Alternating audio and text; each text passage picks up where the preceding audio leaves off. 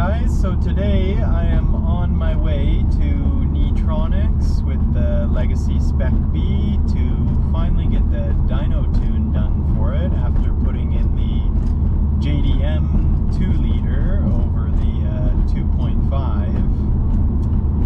So yeah, the car drives really nice as is. It's got nice cold air conditioning, which is sweet for today because it is super hot. Yeah, looking forward to see how the car does, and then some quick detailing after, and it is ready for the giveaway.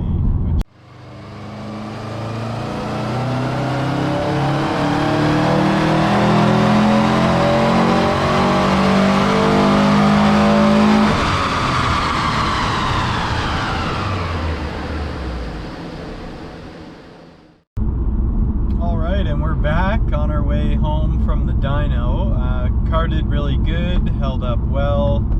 Again, it all is just stock other than the catless downpipe. On 91 octane, it did 235 wheel horsepower and 250 wheel torque. So that is not bad for being completely stock on a 2-liter.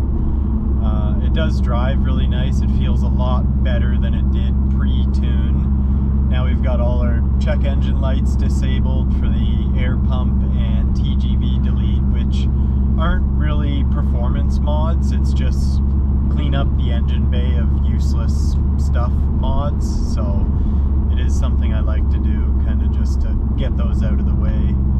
Yeah, it drives really nice, feels really good. It definitely pulls really well. We are back with the final stage of the Legacy Spec B. So we've got some rust just above the windshield, starting to go in there.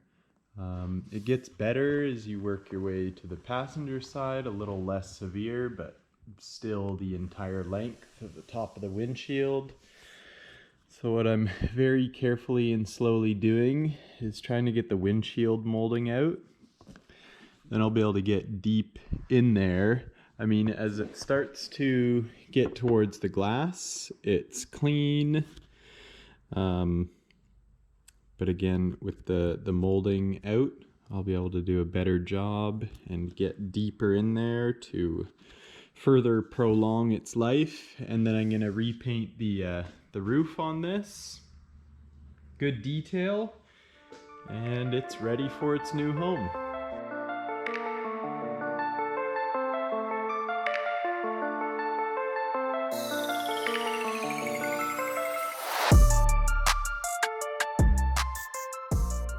Alright, there we are with the windshield molding all pulled back. On some cars, the windshield molding's gonna be like integrated into the urethane holding the windshield on. In this model Legacy, I know because I've done it before that the windshield molding is separate. It's actually just taped around the perimeter of the glass. So you can do this method on this car, but not all cars.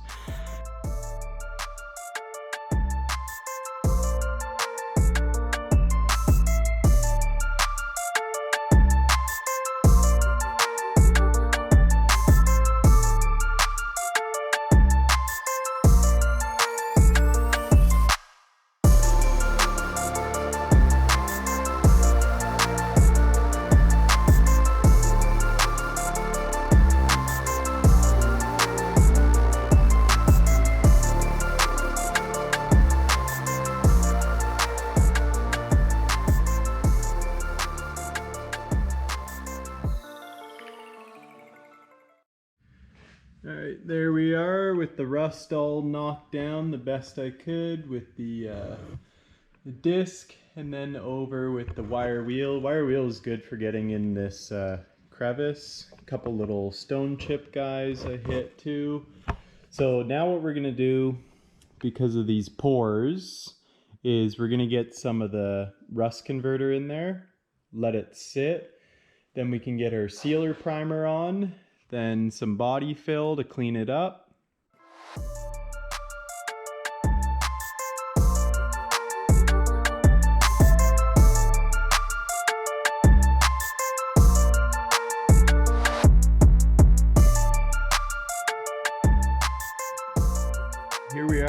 final stretch. The front of the roof is all repaired, all smoothed out. So it was 3 coats of filler, lots of sanding, followed by a few coats of filler primer. So I've only just got the front sorted. What I'm gonna do is drop the sunroof a little into the car. It just makes it easier to tape a nice edge there. What we're gonna do is follow this little ridge. So my blend will be from here to the lower part of here. So very small, easy to conceal with a buff after. The only part where it gets a little custom is this little flat area, but again, shouldn't be a big deal. So all we're doing is painting the roof. What I'm gonna do now is go over and scuff the rest of the paint.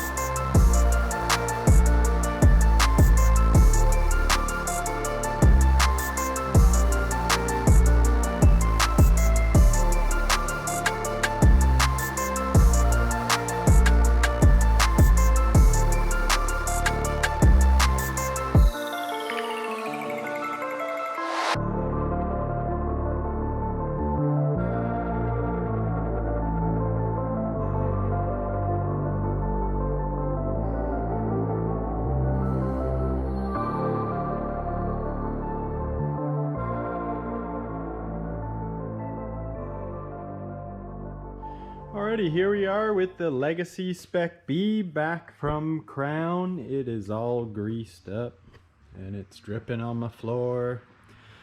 I kind of let it sit too long between driving it.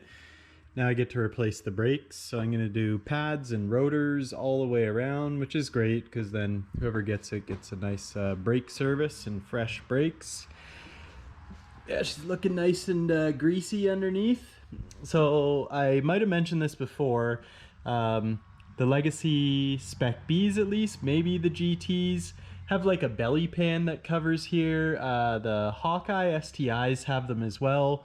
They're a horrible idea if you live somewhere where there's snow, because it just collects crap underneath and rusts it. So before taking it to Crown, I took the pans off so that it could get all cleaned out underneath and oiled.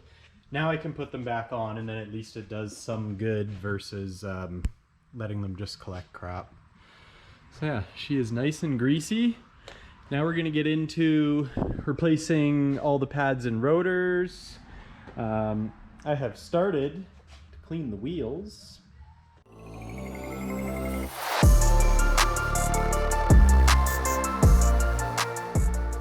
Wheels detailed. I've gone over and wet sanded my seam here between the original paint and the new paint. So this is just wet sanded. Now I've got to polish it. There's a sample of small polish section, so it gets rid of that haze, but you can definitely see the transition between the paint, but again, it only is noticeable to about here where there isn't a rib. But yeah, much better looking than rust. So now I'm gonna go over the whole car and polish the whole thing.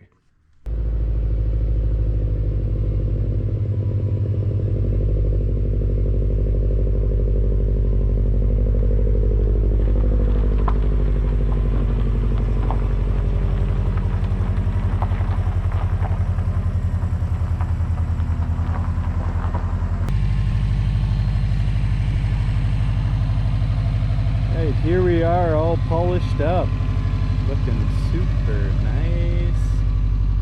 There's my rough.